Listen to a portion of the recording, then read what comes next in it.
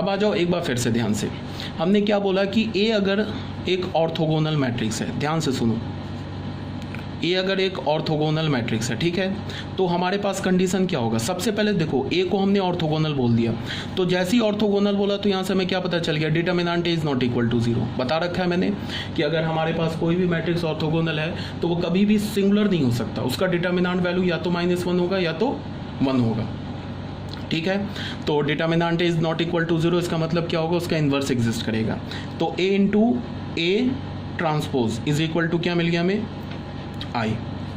तो अब तुम इसको देखो, ये ए का काम कर रहा है, ये बी का काम कर रहा है, तो यहाँ से क्या लिखा है, A B is equal to I, ठीक है। तो यहाँ से हमें क्या पता चल जाएगा, A transpose into A, B A, ये भी आई के इक्वल होगा। तो ये वाला जो चीज़ है ना, इसको इम्प्लाई कर रहा है, बिकॉज यहाँ पे ए इंटू ए ट्रांसपोज आई है and determinant of A is not equal to 0 है, तो ये इसको इम्प्लाई कर रहा है। अगर मैंने ये लिख दिया तो ये खुद से लिखा गया, इसको बोलने की ज़रूरत नहीं है, ठीक है ना ये बात।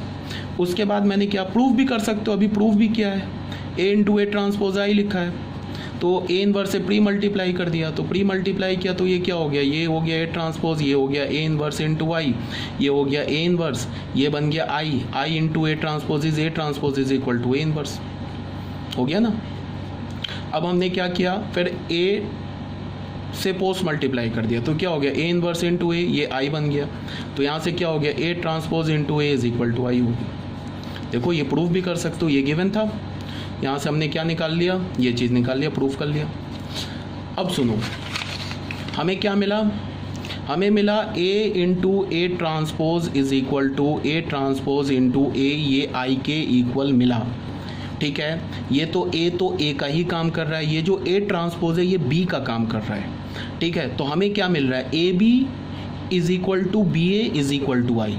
तो हम क्या लिख सकते हैं, ए का इन्वर्स बी होगा, बी का काम क्या कर रहा है, ए ट्रांसपोज। ये तो ऑलरेडी मैंने अभी यहाँ पे प्रूव भी कर रखा है, देख लो, A transpose is equal to inverse. दूसरा क्या होगा, ए का इन्वर्स ए ट्रांसपोज हो जाएगा, और ए ट्रांसपोज का इन्वर्स, ये बी का काम कर रहा है ना, बी मैट्रिक्स का, ए ट्रांसपोज का इन्वर्स क्या हो जाएगा, ये ए हो जाएगा, ठीक है। ए का inverse A transpose and A transpose का इन्वर्स ए। तो फिर एक ट्रांसपोज की प्रॉपर्टी क्या है, ये अभी आगे हम लोग एक टॉपिक पढ़ेंगे, adjoint and inverse of A matrix. इसके बाद जो हमारा नेक्स्ट टॉपिक होगा वो होगा adjoint and inverse of A matrix. इसमें मैं एक प्रॉपर्टी बताऊंगा कि किसी भी मैट्रिक्स का, ए मैट्रिक्स का तुम इन्वर्स लेकर ट्रांसपोज लो या ट्रांसपोज लेकर इन्वर्स लो। फिर से एक बार बोल रहा हूँ, किसी भी मैट्रिक्स ए का ट्रांसपोज लेकर इन्वर्स लो या इन्वर्स लेकर ट्रांसपोज लो, बात बराबर है। तो यहाँ से प्रॉपर्टी क्या है हमारे पास, ए का ट्रांसपोज लेकर इन्वर्स लिया या इन्वर्स का लेकर इन्वर्स लेकर ट्रांसपोज लिया, ये इक्वल है। ये प्रॉपर्टी में मैं बताऊंगा तुम्हें। Adjoint and inverse of A matrix हमारा नेक्स्ट टॉपिक है, उसमें मैं ये प्रूफ भी करूँगा, ठीक है ना। तो यहाँ से मैं क्या लिख सकता हूँ, इसको ए इन्वर्स का ट्रांसपोज ऐसे भी लिख सकता हूँ, ठीक है। तो फाइनली हमें क्या पता चला, फाइनली हमें ये पता चला कि इफ़ ए हमारा एक ऑर्थोगोनल मैट्रिक्स है, फिर से एक बार बोल रहा हूँ कि ए हमारा एक ऑर्थोगोनल मैट्रिक्स है, तो यहाँ से हमें क्या पता चला कि A into A transpose is equal to I है।